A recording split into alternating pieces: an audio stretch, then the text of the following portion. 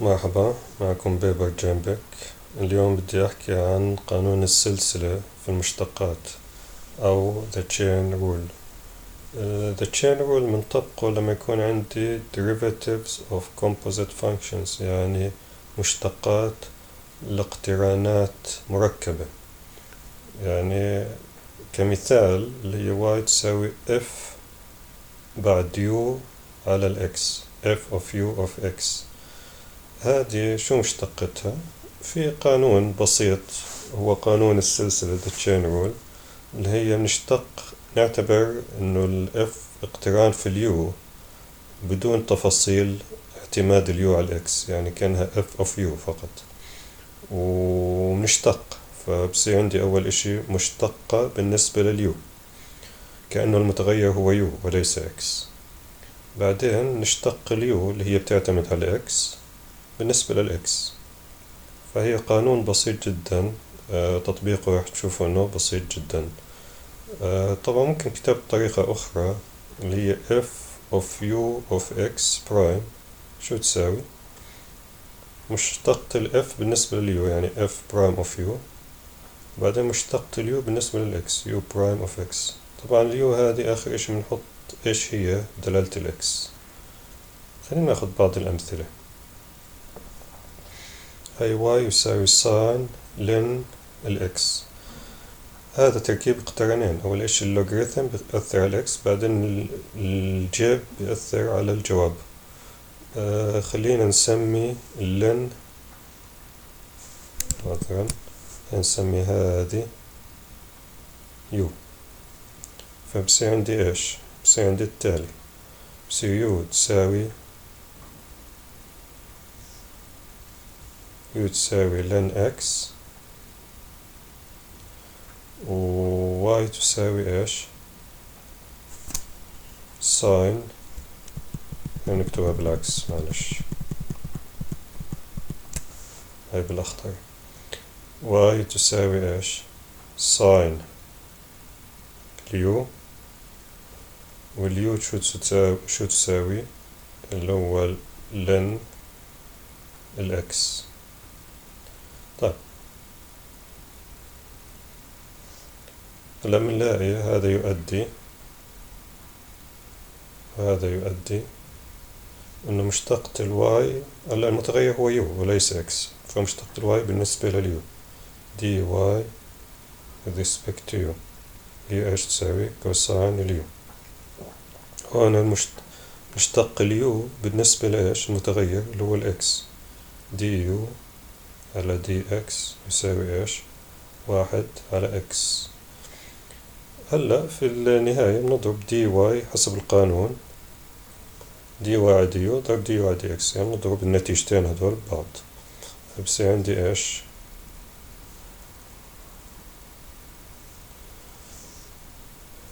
بصير عندي التالي اللي هو دي واي على دي يو تساوي إيش؟ كوساين يو. هذا خلينا نكتبه مرة تانية، هي دي واي على دي إكس يساوي دي واي على دي يو ضرب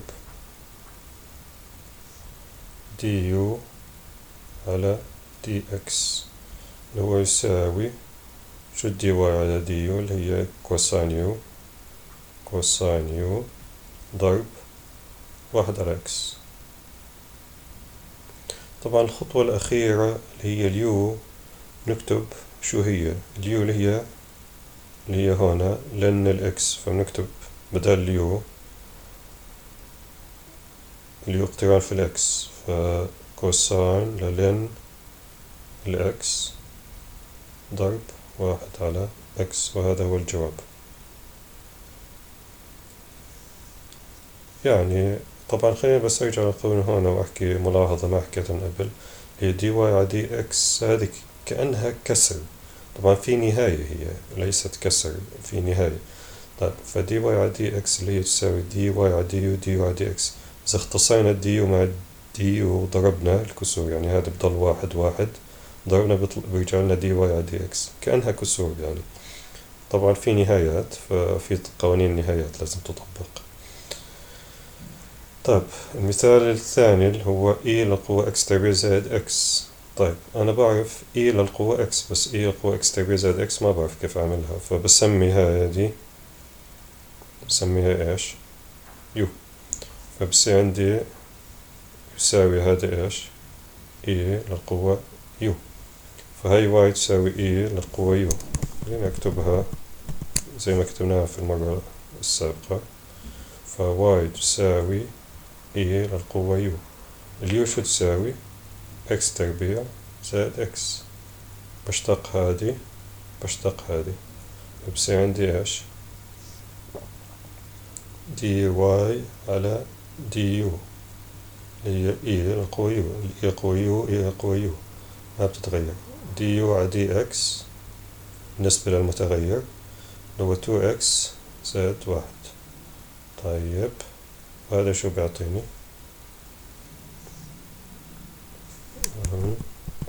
مثلا خلينا نكتبها على السطر الثاني. هذا يؤدي لإيش؟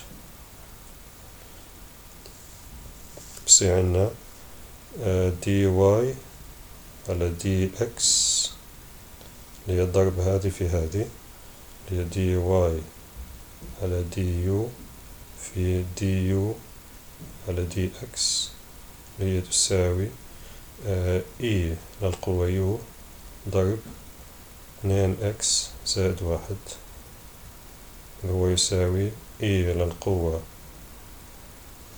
يو. ايش اليو؟ اكس تربيع زائد اكس، فاكس تربيع زائد اكس في 2 اكس زائد 1 كلها في 2 اكس زائد 1. بعد ما احسب هاي بضرب 2 اكس زائد 1. هذا هو الجواب المشتقة. طب المثال اللي بعده خلينا بس نظبطه هون.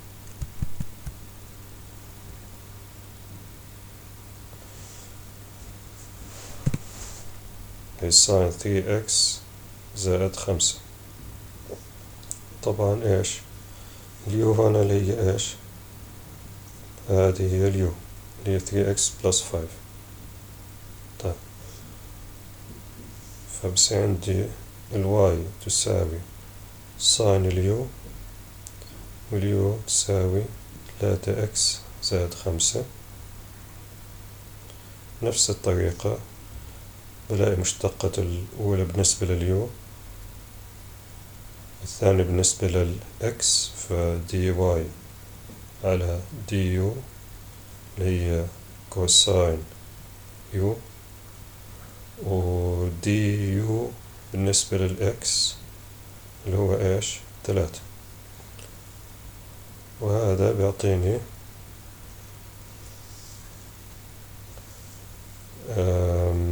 دي واي بالنسبة للإكس اللي هو ضربهم الاثنين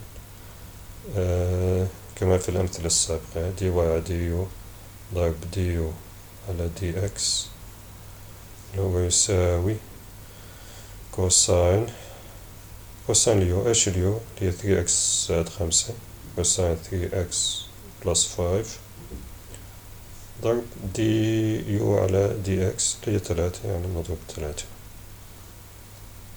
ناخذ المثال اللي بعده.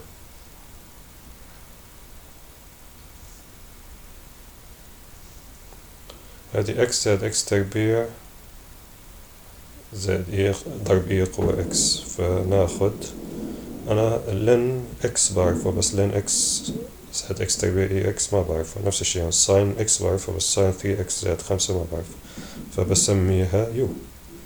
فهذه بنسميها إيش؟ u. فعندي الواي تساوي لن، خلينا نكتبها بالأخضر،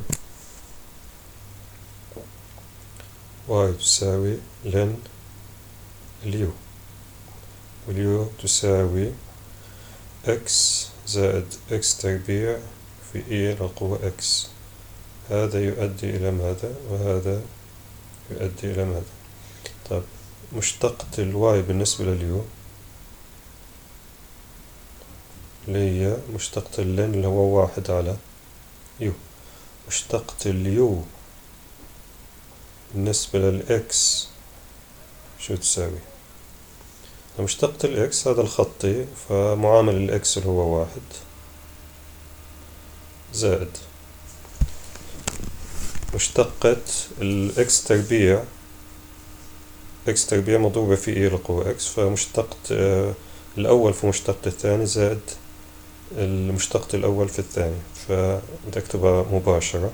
فالأول هو إكس تربيع في مشتقة الثاني إي قوة إكس زائد مشتقة الأول اللي هي 2 إكس في الثاني إي قوة إكس. طيب هلا آخر إشي إيش؟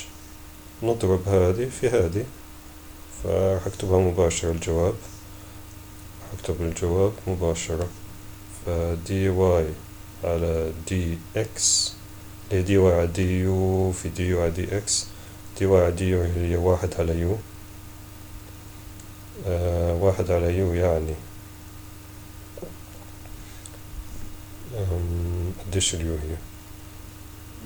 إكس زائد إكس تربيع على إي إكس، إكس زائد إكس تربيع في إي لقوة إكس. هذه 1 على يو، فهذه 1 على ضرب هذا على 1، فبكون هذا في البسط 1 زائد إكس تربيع إي قوة إكس زائد 2 إكس إي للقوة إكس. طيب خلينا نشوف اللي بعده. هون عندي تركيب 3 اقترانات. أول إشي الاقتران التربيعي بأثر الإكس، بعدين الكوساين، بعدين الساين، يعني الكوادراتيك الكوساين ساين. طيب يعني 3 تركيبات، ممكن ناخدها واحدة واحدة. فبناخد أول إشي إنه هذه بنسميها يو، هذه هي اليو، فبصير عندي الواي تساوي ساين اليو، واليو تساوي إيش؟ كوساين إكس تربيع زائد 3 إكس. طيب هذه شو مشتقتها وهذه شو مشتقتها؟ مشتقة هاي بالنسبة لليو ممكن نكتب برايم عشان المتغير هو يو، وكوساين يو. طيب مشتقة الثانية اللي هي دي يو بالنسبة لإكس، اللي هو راح نضطر نكتب هذه، خلينا نكتبها هذه هاي question mark. طيب خلينا نعملها بالأحمر هاي، لا هذه. طيب هذه بدي أسميها هذه في. أسماء يعني مش مقدسة، أي اسم ممكن تسموه. فهذه يو تساوي إيش؟ كوساين الفي، يعني هي تركيب اقترانين، فلازم الواحد يعني تركيبين، فلازم المسألة عبارة عن مسألتين في التركيب اقترانات. الفي اللي هي إيش؟ إكس تربيع زائد 3 إكس. منها بنستنتج مشتقة اليو بالنسبة للفي هي سالب ساين الفي، مشتقة الفي بالنسبة للإكس اللي هو 2 إكس زائد 3. حاصل ضربهم، حاصل ضرب هدول التنين اللي هو الاقتران مشتقة اليو راح يطلع معي. هذه مشتقة اليو بالنسبة للإكس، فخلينا نكتبها. هاي بنستنتج من هذا إنه مشتقة اليو بالنسبة للإكس شو تساوي؟ هي سالب ساين الفي إيش هي؟ إكس تربيع زائد 3 إكس، إكس تربيع زائد 3 إكس في 2 إكس زائد 3 في في 2x زائد 3. طبعا هاي 2x زائد 3 خارج الجمع. من هذا نستنتج ما يلي. خلينا نكملها هذه على السطر. وأنا نستنتج من هذا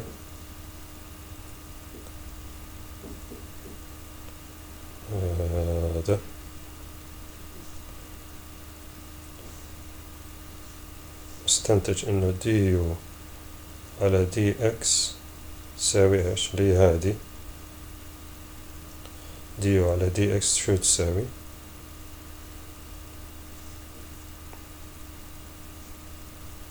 أضرب دي واي على دي إكس بدنا إحنا هلا دي واي على دي إكس اللي هي تساوي دي واي على دي يو في دي يو على دي إكس.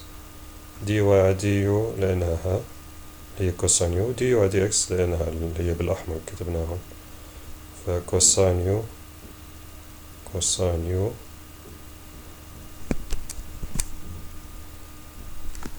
في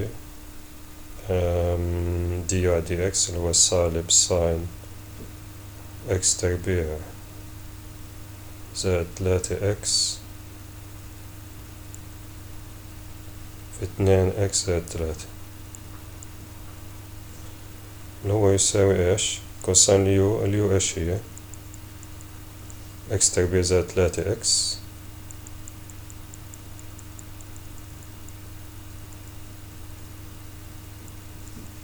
فكوساين نكتبها مرة واحدة سالب 2x زائد 3 في ساين x تربيع زائد 3x في فكرة صار في خطأ هون ناقص شوي. شوف اليو اللي هي ايش؟ كوساين الفي، والفي هي x تربيع زائد 3x. طيب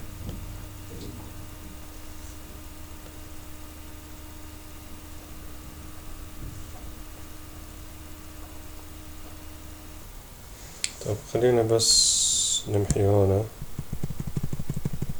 عشان مش راح يوسع.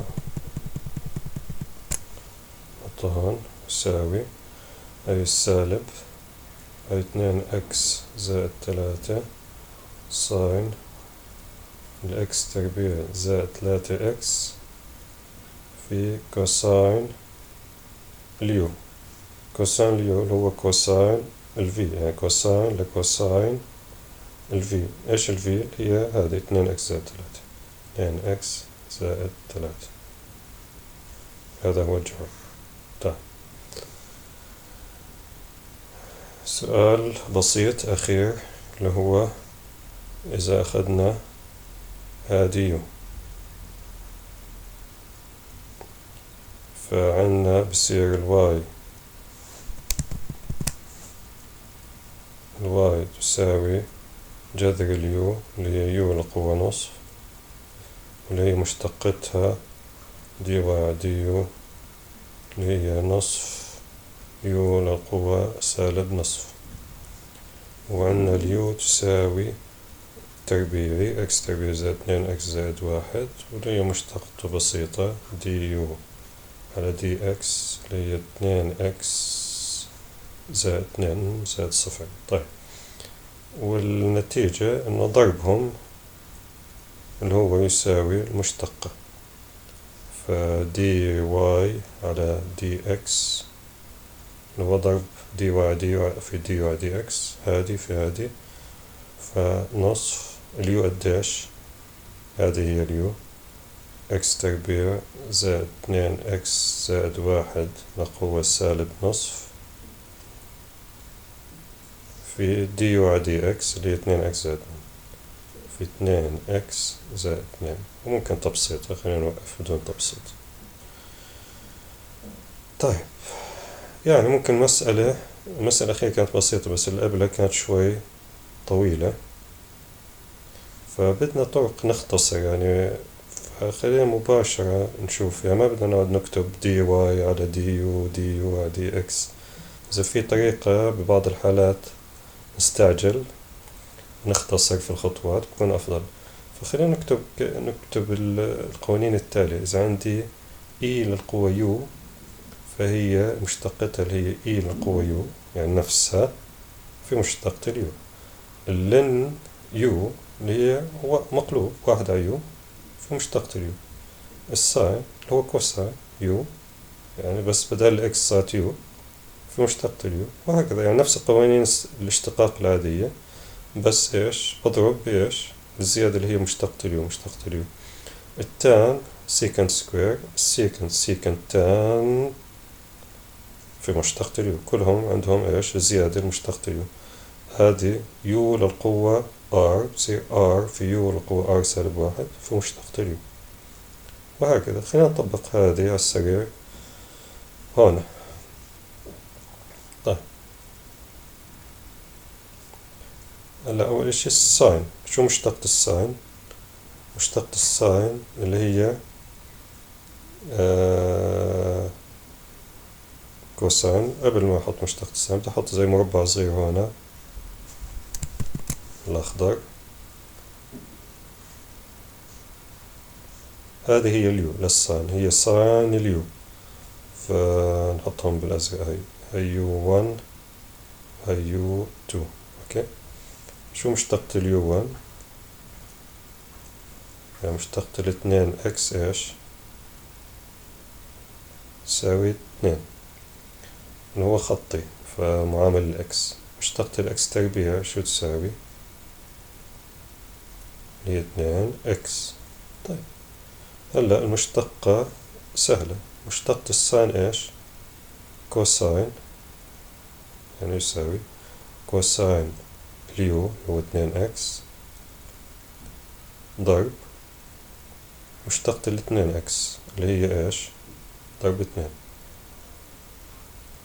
زائد اللوغاريتم مشتقته ايش واحد على مقلوب ما هو في الداخل، فواحد على اليو اكس تربيع ضرب مشتقة الاكس تربيع هي ايش 2 اكس. وممكن تبسيطه، يعني هذا بصير ايش عنا 2 في كوساين 2 اكس. الاثنين ما بنقدر نضربها فيما داخل كوساين. طبعا اكس تختصر مع اكس، هون بصير عنا 2 على اكس. شو بدنا نحكي، يعني بس ملاحظة، هذه عبارة عن ايش مشتقة اليو 1 بالنسبة للإكس، وهذه عبارة عن مشتقة اليو 2 بالنسبة للإكس. طيب خلينا ناخد هذا المثال هلا. هذه هي ايش اليو، فشو تساوي المشتقة هاي؟ هاي المشتقة تساوي ايش؟ طبعا اي للقوة يو، أنا عم أستخدم هاي القوانين. هاي اي للقوة يو مشتقتها اي للقوة يو في المشتقة اليو، فهي اي للقوة يو يعني اي للقوة كوساين اكس في مشتقة الايش كوساين اكس برايم. فبصير عندي ايش مشتقة الكوساين هي السالب ساين، فبصير عندي سالب ساين اكس اي القوة ايش اليو كوساين الاكس. ماشي. اي للقوة كي اكس، هذه هي ايش اليو، فهذه شو تساوي الاي اللي هي اي بتطلع زي ما هي اي للقوة يو بس مش اكس، اي للقوة يو اللي هو كي اكس ضرب مشتقة الكي اكس. طب مشتقة الكي اكس هذا ثابت الكي طبعا لا يعتمد على الاكس، فهذا زي اقتران خطي. هذا هو الميل، فهو كي مشتقته كي اي للقوة ايش كي اكس. لاحظوا لما يكون عندي ثابت في إكس فالمشتقة اللي هي نضرب في الثابت إي للقوة كي إكس. نفس الشي هون، ساين 2 إكس مشتقة الساين كوساين ونضرب في الثابت، هاي 2 في كوساين 2 إكس. نفس الشي في المثال هذا، هنا هذه هي اليو صح؟ فيو القوة 100، شو مشتقتها؟ هي 100 يو، 100 في اليو اللي هي 5 إكس زائد سي للقوة 100 سالب 1 ضرب مشتقة اليو اللي هو 5 إكس زائد سي. طبعا بالنسبة للإكس شو تساوي هاي؟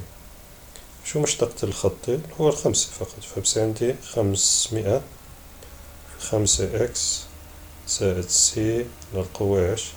99.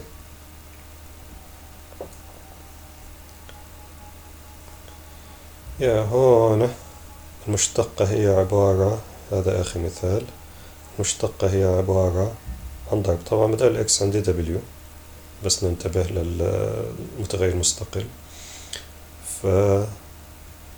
فقانون الضرب هو إيش يساوي؟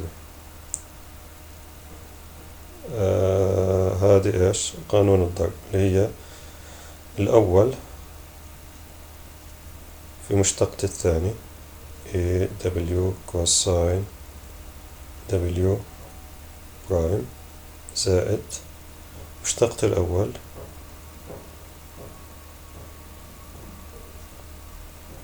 في الثاني A لقوة W كوساين W. شو يساوي هذا؟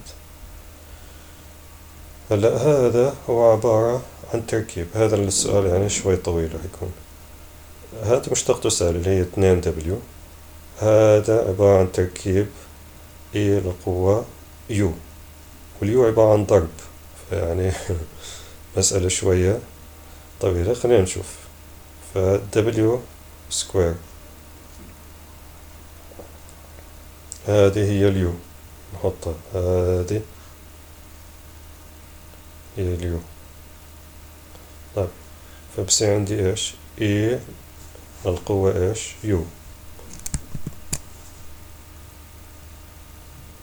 E للقوة U، ايش اليو؟ W كوساين W في اليو برايم مشتقة اليو اللي هي W كوساين W برايم، وهيك مسكر المشتقة هاي زائد مشتقة ال W تربيع اللي هي 2 W في E للقوة ايش؟ W كوساين W.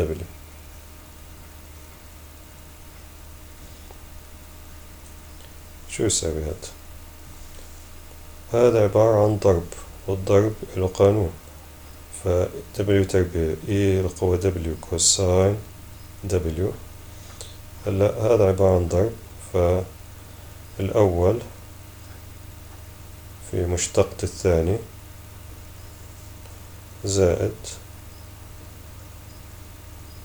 مشتقة الأول في الثاني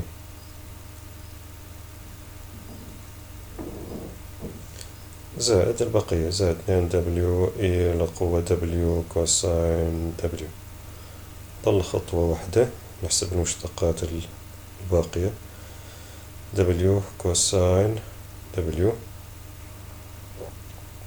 W مشتقة الكوساين اللي هي ايش؟ سالب ساين W زائد مشتقة ال W اللي هي 1 في ايش؟ كوساين W زائد 2 W E القوة W كوساين W. وممكن تبسيطها، راح أتركها بهذا الشكل، بس ممكن تبسيطها بشكل أفضل من هيك. طيب